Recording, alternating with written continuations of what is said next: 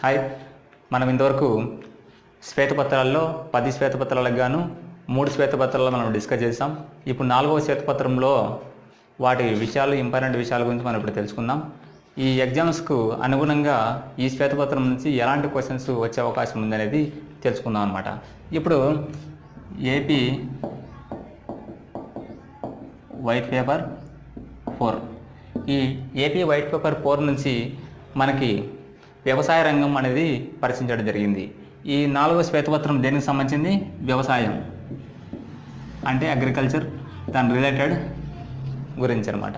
Okay, ఈ వ్యవసాయం అనేది మన ఆంధ్రప్రదేశ్లో 62% ప్రజలు ఆధారపడి ఉన్నారనేది ఈ శ్వేతపత్రం ద్వారా తెలియపరిచిందనమాట. మొత్తము మన ఆంధ్రప్రదేశ్ వచ్చేసి లాస్ట్ ఇయర్ చూస్తే కనుక 11% వ్యవసాయ రంగంలో వృద్ధి రేటు సాధించిందనమాట ఆంధ్రప్రదేశ్. ఇది చాలా ఇంపార్టెంట్. లాస్ట్ ఇయర్ చూస్తే 11% అత్యధిక వృద్ధి రేటు వ్యవసాయ రంగంలో నమోదు చేసిన స్టేట్ ఏదంటే ఆంధ్రప్రదేశ్ అని పేర్కొనడం జరిగిందనమాట. ఈ వైట్ పేపర్లో ఎంత వృద్ధి రేటు ఉంది? 11%. ఓకే, ఎంతమంది వ్యవసాయం మీద ఆధారపడి ఉన్నారు? 62% మంది వ్యవసాయం మీద ఆధారపడి ఉన్నారు. ఇప్పుడు 2014 నుంచి మనం గమనిస్తే కనుక ఇప్పటి వరకు వ్యవసాయ బడ్జెట్లో 81,554 కోట్లు బడ్జెట్లో కేటాయించడం జరిగింది. ప్రత్యేకంగా వ్యవసాయ బడ్జెట్లో 81,554 కోట్లు 2014 సంవత్సరం నుంచి 5 ఏళ్ళకు గాను కేటాయించడం జరిగిందనమాట. వృద్ధి రేటు 11% సాధించేసింది. ఇప్పుడు అదేవిధంగా వచ్చేసి 24,500 కోట్లతో రుణమాఫీ అనేది ప్రవేశపెట్టడం జరిగింది విడతల వారీగా. మనకి రుణమాఫీ అనేది ఎంత బడ్జెట్తో ప్రవేశపెట్టడం జరిగింది? విడతల వారీగా 5 విడతలకు గాను 24,500 కోట్లతో విడతల వారీగా ఇవ్వడం జరుగుతుంది. ఆ విడతల వారీగా ఇవ్వడంలో ఆలస్యం అవుతుంది కదా, ఆ ఆలస్యమైన దానికి వాళ్ళకు రైతులకు 10% వడ్డీతో నేరుగా అకౌంట్లోకి జమ చేయడం అయితే జరుగుతుందన్నమాట. ఈ 5 విడతలకు గాను ఆలస్యమైన అమౌంట్కి 10% వడ్డీతో ఇవ్వడం జరుగుతుంది. ఇప్పటి వరకు మొత్తం 5 విడతలకు గాను 24,500 కోట్లు ఇవ్వడం అయితే జరుగుతుందన్నమాట. ఎవరికి ఇస్తున్నారు? 1,50,000 రూపాయలకు వరకు రుణ ఉపశమనం అనేది రైతులకి లభించిందనమాట. ఓకే, అదేవిధంగా ఎస్సీ ఎస్టీలకి ఉన్న 50% రుణ రాయితీని 70% వరకు రుణ రాయితీ, ఏ రుణం తీసుకున్నా కానీ 50% ఉన్నాయన్నమాట అప్పుడు సబ్సిడీ కింద. ఇప్పుడు ఏ రుణం తీసుకున్నా కానీ 70% వరకు రుణ రాయితీలు అనేది పెంచడం జరిగిందనమాట ఎస్సీ ఎస్టీ వర్గాల వారికి. అదేవిధంగా ఉద్యాన రైతులకి 10,000 నుంచి 50,000కు రుణ ఉపశమనానికి పెంచడం జరిగింది. ఓకే, అప్పుడు 10,000 ఇస్తుండే వాళ్ళు ఉద్యాన శాఖ వాళ్ళకి ఇప్పుడు 50,000 వరకు ఇవ్వడం జరుగుతుందన్నమాట. ఓకే, దాన్ని కూడా రుణ ఉపశమనం కింద పెంచడం జరిగింది. ఉద్యాన రైతులు ఎంతమంది ఉన్నారు? 2,23,000 మందికి ఉద్యాన రైతులకి లబ్ధి పొందారనమాట. వాళ్ళకి గాను 387 కోట్లు మొత్తం కేటాయించడం జరిగింది ఉద్యాన రైతుల కోసం. ఓకే, మనం వీటి నుంచి మనం తెలుసుకోవాల్సిన విషయం ఏంటంటే, మన ఆంధ్రప్రదేశ్లో అప్రాక్సిమేట్లీ 62% మంది వ్యవసాయం మీద ఆధారపడి ఉన్నారు. గత సంవత్సరం వచ్చే 11% ఆంధ్రప్రదేశ్ వృద్ధి సాధించింది వ్యవసాయ రంగంలో. 2014 నుంచి గత 5 సంవత్సరాలుగా 81,554 కోట్లు వ్యవసాయ బడ్జెట్ ప్రవేశపెట్టింది ఆంధ్రప్రదేశ్. ఆంధ్రప్రదేశ్ రుణమాఫీ విషయంలో మొత్తం కేటాయించిన అమౌంట్ వచ్చేసి 5 విడతలు కలిసి 24,500 కోట్లు కేటాయించడం జరిగింది. వాళ్ళకి ఆలస్యమైనందుకు రైతులకు నేరుగా 10% వడ్డీతో విడతల వారీగా అమౌంట్ కేటాయించడం జరిగింది. 1,50,000 రుణం ఉపశమనం ప్రతి రైతుకు లభించిందనమాట. అదే ఉద్యాన రైతులకి ఫస్ట్ 10,000 రూపాయల వరకు ఇవ్వడం జరుగుతుంది, ఇప్పుడు 50,000 రూపాయల వరకు పెంచడం జరిగిందనమాట. ఉద్యాన రైతులు మొత్తం 2,23,000 మందికి గాను 380 కోట్లు కేటాయించడం జరిగింది. 50% ఉన్న రుణ రాయితీ ఎస్సీ ఎస్టీ వాళ్ళకి 70% వరకు పెంచడం జరిగిందనమాట. ఇది వీటిలోని ఇప్పుడు వరకు చెప్పిన ఇంపార్టెంట్ అనమాట. ఇక వచ్చేసి ఈనాం అనేది ప్రవేశపెట్టడం జరిగిందనమాట. ఈనాం అంటే electronic national agriculture market, electronic జాతీయ వ్యవసాయ మార్కెట్ అనమాట. Okay, electronic national agriculture market. వీటి ఉద్దేశం ఏంటంటే, మన రాష్ట్రంలోని 22 మార్కెట్లలో పంట కొనుగోలు చేయడం అనేది ముఖ్య ఉద్దేశం అన్నమాట. ఈనాం అంటే ఏంది? Electronic national agriculture market, electronic జాతీయ వ్యవసాయ మార్కెట్. ఓకే, 22 మార్కెట్లలో పంట కొనుగోలు చేయడం అనేది ఒక లక్ష్యం అనమాట. ఓకే, సూక్ష్మ సేద్యం తెలుసు కదా, డ్రిప్ ఇరిగేషన్ ద్వారా సూక్ష్మ సేద్య రంగంలో మన స్టేట్ వచ్చేసి ఫస్ట్ ప్లేస్లో ఉండిపోయింది. సూక్ష్మ సేద్య రంగంలో, వ్యవసాయంలోని సూక్ష్మ సేద్య రంగంలో వచ్చేసి ఫస్ట్ ప్లేస్లో ఉండిపోయింది అనమాట. మొత్తము ఈ మధ్య చేసిన సర్వేలో టాప్ 10 డిస్టిక్లో సూక్ష్మ సేద్య రంగంలో మన ఏపీ నుంచి 6 డిస్టిక్లు టాప్ 10లో ఉన్నాయన్నమాట. ఓకే, ఇది వాటి నుంచి తెలియజేసేది. ఇక అదేవిధంగా చూస్తే ప్రకృతి వైపరీత్యాలతో నష్టపోయిన వరి, మిరప, పత్తి ఇలాంటి వాటికి 10,000 అప్పుడు ఇస్తుండే వాళ్ళు పంట నష్టం కింద ఎకరాకు గాను, హెక్టార్కు గాను ఇప్పుడు 15,000 వరకు పెంచడం జరిగిందనమాట. ఓకే, ఇవన్నీ ఏపీ వైట్ పేపర్ 4లో పేర్కొనడం జరిగింది, 15,000కు పెంచడం జరిగింది అనేది. ఇక నెక్స్ట్ చూస్తే తిత్లీ పెతాయ్ తుఫాన్ అనేది జరిగింది కదా, వాళ్ళకి అపారమైన నష్టం జరిగిందనమాట. వారికి గాను 20,000 రూపాయల వరకు పంట నష్టం కింద ఇవ్వడం జరిగింది, తిత్లీ పెతాయ్ తుఫాను వలన నష్టపోయిన వారికి గాను. ఇక అదేవిధంగా మన ఆంధ్రప్రదేశ్ కొన్ని పంటల్లో, కొన్ని వాటిలో ఉత్పత్తులు కానీ మొదటి స్థానంలో ఉంది. ఏపీ వచ్చేసి ఫస్ట్ ప్లేస్లో ఉంది. అవి ఏంటి? ఫస్ట్ మనం గమనించాల్సింది మిరప, టమోటా,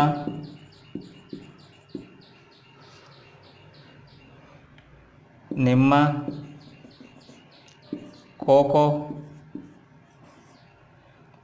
కొబ్బరి, oil palm.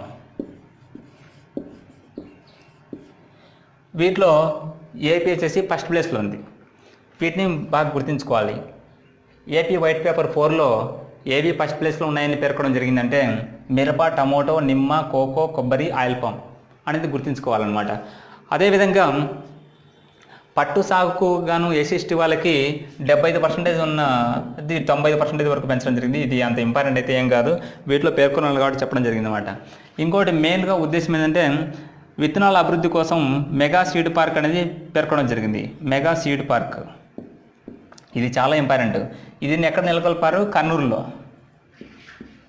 Mega seed park అనేది కర్నూలులో నెలకొల్పడం జరిగిందనమాట. దీన్ని మొత్తం 650 ఎకరాల్లో 670 కోట్లతో నిర్మించడం జరిగిందనమాట. ఓకే, మెగా సీడ్ పార్క్ దేనికోసము? విత్తన అభివృద్ధి కోసం. ఎక్కడ నెలకొల్పారు? కర్నూలులో. అది ఎన్ని కోట్లతో? 670 కోట్లతో 650 ఎకరాల్లో నిర్మించడం జరిగిందనమాట. ఇది ఈ శ్వేతపత్రంలో పేర్కొన్న ఇంపార్టెంట్ టాపిక్. అదేవిధంగా మనం పశు సంవర్ధకంలో చూస్తే కనుక ఫస్ట్ ప్లేస్లో గుడ్ల ఉత్పత్తులు కూడా మంది ఫస్ట్ ప్లేస్లో ఉంది. ఇది కూడా దీంట్లోకి కౌంట్ చేసుకోండి. మిరప, టమోటో, నిమ్మ, కోకో, కొబ్బరి, ఆయిల్ పామ్ మరియు గుడ్లు కూడా ఫస్ట్ ప్లేస్లో ఉంది. ఇక ఏపీ వచ్చేసి 4th ప్లేస్లో ఉంది అనమాట. ఏంటి ఉంది? పాలు, మాంసంలో పాలు మాంసంలో 4వ ప్లేస్లో ఉంది. వీటి గురించి గుర్తుపెట్టుకోవాలి. పాలు మాంసంలో 4వ ప్లేస్లో అనేది ఉందన్నమాట. ఇక వచ్చేసి మనకు వ్యవసాయ ఉద్యాన రంగాలకు కలిపి మొత్తం అత్యధికంగా అనంతపూర్ డిస్టిక్ వచ్చేసి 14,000 కోట్లు ఆదాయం లభించిందనమాట. 14,000 కోట్లు ఆదాయం లభించి ఫస్ట్ ప్లేస్లో ఉంది ఇది ఆంధ్రప్రదేశ్, అనంతపురం. అదేవిధంగా చిత్తూరు డిస్టిక్ 13,000 కోట్లతో సెకండ్ ప్లేస్లో ఉంది ఆదాయంలో. నెక్స్ట్ వచ్చేసి కర్నూలు 11,300 కోట్లు, గుంటూరు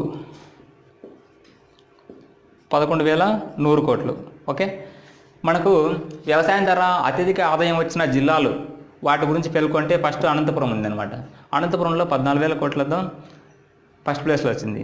సెకండ్ ప్లేస్ చిత్తూరు 13,000 కోట్లు, third place Kurnool 11,300, Guntur 4th place 11,100 కోట్లతో ఈ 4 ఒక ఆర్డర్లో మనం గుర్తుంచుకోవాలి. అదేవిధంగా చూస్తే రియల్ టైం పాల సేకరణ, పాలు మనం పోస్తానే మనకు డబ్బులు చెల్లించే విధంగా విజయ సురభి అనే యాప్ను ప్రవేశపెట్టారనమాట. విజయ సురభి. ఈ యాప్ యొక్క ముఖ్య ఉద్దేశం ఏంటి చెప్పండి, బాగా గుర్తుంచుకోవాలి, ఇది చాలా ఇంపార్టెంట్ యాప్. ఈ విజయ సురభి అనేది యాప్ ఏ దానికోసం అంటే, మనము పాల వ్యాపారానికి సంబంధించిన అతనికి మనం పాలు వస్తేనే మనకు డబ్బులు చెల్లించే విధంగా ఈ యాప్ అనేది ప్రారంభించడం జరిగింది. అదేవిధంగా ప్లాంటిక్స్ యాప్. ప్లాంటిక్స్ యాప్ ఏదానికి, మనము వ్యవసాయ రంగంలో మందులు, వాటి యొక్క సూచనలు, మందులు ఏ మందులు సిఫార్సు చేయాల్సింది అనే సూచనలు తెలియజేసే దానికోసం అనేసి ఈ ప్లాంటిక్స్ యాప్ను గవర్నమెంట్ రూపొందించడం జరిగిందనమాట. ఈ నాలుగో వైట్ పేపర్లో పేర్కొన్న యాప్స్ ఏమున్నాయి, విజయ సురభి మరియు ప్లాంటిక్స్ యాప్. విజయ సురభి యాదన కోసము పాలు మరియు డబ్బులు వెంటనే చెల్లించడం, ప్లాంటిక్స్ అనేది మందులు, వాటికి సంబంధించిన సూచనలు. ఓకే.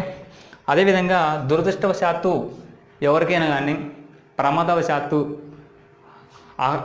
ఆత్మహత్య చేసుకుంటే, ఎవరైనా రైతులు ప్రమాదవశాత్తు ఏదన్నా ప్రమాదవశాత్తు కాదు, దురదృష్టవశాత్తు ఆత్మహత్య చేసుకుంటే వాళ్ళకి ఇంతకుముందు 1,50,000 వరకు ఇచ్చేవాళ్ళు, ఇప్పుడు 5 లక్షల వరకు పెంచడం జరిగిందనమాట. ఓకే. ఆత్మహత్య చేసుకున్న వారికి 5 లక్షల వరకు పెంచడం జరిగిందనేసి ఈ శ్వేతపత్రం ద్వారా పేర్కొనడం జరిగిందనమాట. అదేవిధంగా మత్స్యకారుల వాళ్ళకి 60 ఎకరాల వాళ్ళకు ఏదన్నా వరదలు, సునామీలు అటు వచ్చే సమయంలో వాళ్ళకి 61 రోజులకు గాను ఇంతకుముందు 2,000 వరకు భృతి ఇచ్చేవాళ్ళు, ఇప్పుడు దాన్ని 4,000కు పెంచడం జరిగింది. ఓకే. ఇది గుర్తుంచుకోవాలి మనము. ఇది ఈ శ్వేతపత్రంలో పేర్కొన్న ఇంపార్టెంట్ టాపిక్స్. వీటి నుంచి మనం కంపల్సరీ గుర్తుంచుకోవాల్సిన విషయాలు ఏమేమి ఉన్నాయనేది మనం ఒకసారి గమనిస్తే, ఏపీ వైట్ పేపర్ అనేది వ్యవసాయానికి సంబంధించినది. వ్యవసాయ రంగంలో 62% ఆంధ్రప్రదేశ్లో ఆధారపడి ఉన్నారు, 11% లాస్ట్ ఇయర్ వృద్ధి సాధించినది చాలా ఇంపార్టెంట్. గత 4-5 సంవత్సరాల నుంచి 5 సంవత్సరాలకు గాను వ్యవసాయ బడ్జెట్లో 81,554 కోట్లు బడ్జెట్ ప్రవేశపెట్టడం జరిగింది. అదేవిధంగా రుణమాఫీ 1,50,000 వరకు ఇవ్వడం జరిగిందనమాట. ఇది విడతల వారీగా మొత్తం ఇంతవరకు 24,500 కోట్ల రూపాయలు కేటాయించడం జరిగింది. అది విడతల వారీగా ఇచ్చే సమయంలో వాటికి లభించే వడ్డీ రాయితీ వచ్చేసి 10% ఇవ్వడం జరిగింది. కర్నూలు డిస్టిక్లో మెగా సీడ్ పార్క్ అనేది విత్తనాల అభివృద్ధి కోసం ఏర్పాటు చేయడం జరిగింది. అది 650 ఎకరాల్లో 670 కోట్లతో కేటాయించడం అయితే జరిగిందనమాట. ఎస్సీ ఎస్టీల వారికి ఏ రుణాలు తీసుకున్నా ఇంతకుముందు 50% వరకు సబ్సిడీ ఉండేది, ఇప్పుడు 50% నుంచి 70% వరకు పెంచడం అనేది కంపల్సరీ గుర్తుంచుకోవాలి. ఇక ఆంధ్రప్రదేశ్లో ఫస్ట్ ప్లేస్లో ఉండేవి గుర్తుంచుకోవాల్సినవి చాలా విషయాలు. ఇవి మిరప, టమోటో, నిమ్మ, కోకో, కొబ్బరి, ఆయిల్ పామ్, గుడ్లు కూడా ఫస్ట్ ప్లేస్లో ఉన్నాయి. ఇక 4th ప్లేస్లో ఉన్నది పాలు, మాంసం అనేది 4th ప్లేస్లో ఉన్నాయి అన్నమాట. ఇక ఉద్యానవన శాఖకి రుణ ఉపశమనం సంబంధించి ఇంతకుముందు 10,000 ఇచ్చేవాళ్ళు, ఇప్పుడు 50,000 వరకు పెంచడం జరిగింది. దీని నుంచి ఉద్యాన శాఖకి 2,23,000 మంది ఉద్యాన శాఖ నుంచి లబ్ధి పొందితే వాళ్ళకి 387 కోట్లు ఇంతవరకు కేటాయించడం జరిగిందనమాట. ఇక ఈనామ్ అనేది చాలా ఇంపార్టెంట్. ఈనామ్ అంటే ఎలక్ట్రానిక్ నేషనల్ అగ్రికల్చర్ మిషన్. ఇది 22 మార్కెట్ రంగాలకు సంబంధించి పంట కొనుగోలు చేయడం అనేది దీని యొక్క ముఖ్య ఉద్దేశము. ఈ శ్వేతపత్రంలో పేర్కొన్న యాప్స్ ఏమున్నాయంటే విజయ సురభి మరియు ప్లాంటిక్స్ యాప్. విజయ సురభి అనేది పాలకు మరియు డబ్బులు డిజిటల్ రూపంలో త్వరగా అందించేది అనమాట, పాలకు సంబంధించినది. ఇది ప్లాంటిక్స్ అనేది మందులు, వాటి సూచనలకు సంబంధించినది అనమాట, ఇక వచ్చేసి వ్యవసాయ రంగంలో ఆదాయం అత్యధికంగా ఉన్న డిస్ట్రిక్టుల పరంగా చూస్తే అనంతపురం ఫస్ట్ ప్లేస్లో ఉంది, second place Chittoor, third place Kurnool, 4th place Guntur. వాటి యొక్క ఆదాయ వివరాలు చూస్తే కనుక 14,000 కోట్లతో అనంతపురం ఫస్ట్ ప్లేసు, 13,000 కోట్లతో చిత్తూరు సెకండ్ ప్లేసు, 11,300 కోట్లతో కర్నూలు థర్డ్ ప్లేసు, 11,100 కోట్లతో గుంటూరు 4th ప్లేస్లో ఉన్నాయన్నమాట. ఈ విధంగా చూస్తే కనుక ఇప్పుడు మనము అదేవిధంగా మత్స్యకారులకి 61 రోజుల లీవ్ ఉంటుంది కదా, ఏదైనా సునామీ కానీ అట్లా వచ్చే సమయంలో వాళ్ళకి 2,000 రూపాయలు వాళ్ళకి 2,000 రూపాయల వృత్తి నుంచి 4,000 రూపాయల వృత్తి ఇవ్వడం కేటాయించడం కూడా జరిగిందనమాట. ఓకే, ఇది ఈ వ్యవసాయం సంబంధించిన వైట్ పేపర్ నుంచి ఇంపార్టెంట్ టాపిక్స్ అనమాట. వీటి గురించి కంపల్సరీ గుర్తుంచుకోవాలి. మెయిన్గా గుర్తుంచుకోవాల్సిన విషయము ఈ వృద్ధి రేటు, ఈనామ్ అనేది, అదేవిధంగా వ్యవసాయానికి ప్రవేశపెట్టిన బడ్జెట్, ఈ first place and 4th place ఉండేవి. ఇక విజయ సురభి మరియు ప్లాంటిక్స్ యాప్ల గురించి కంపల్సరీ గుర్తుంచుకోవాలి. ఇవి కంపల్సరీ వీటి నుంచి వచ్చే క్వశ్చన్స్ అనమాట. వీటి నుంచి నాకు తెలిసి 1 or 2 క్వశ్చన్స్ వచ్చే అవకాశం కూడా ఉందన్నమాట. Okay, thank you.